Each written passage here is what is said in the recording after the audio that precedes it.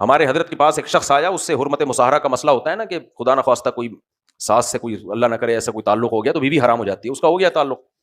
اب بہت شرمندہ ہوا تو حضرت کے پاس آیا, حضرت نے فرمایا آپ کی بیوی حرام ہو گئی. جہاں جہاں اس نے فتویٰ لیا سب نے کہا بیوی حرام ہو گئی.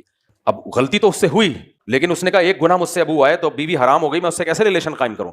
اب بیوی کو بتا بھی نہیں سکتا کہ یہ ہوا ہے, سوسائٹی کو بتا, یہ تو بند کمرے کی بات تھی نا. تو پھر حضرت نے فرمایا کہ 3 طلاقیں دے دو بیوی کو, اور یہ بولو مجھے غصہ آ گیا تھا, کیونکہ بیوی تو اب حلال نہیں ہے.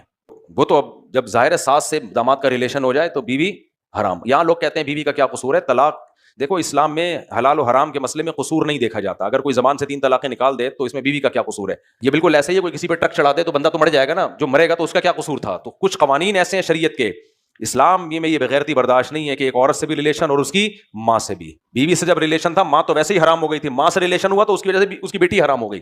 تو وہ بیوی آپ کی اس لیے نہیں حرام ہو رہی کہ آپ کی بیوی ہے, اس لیے کہ جس عورت سے ریلیشن قائم ہوا وہ اس کی بیٹی ہے.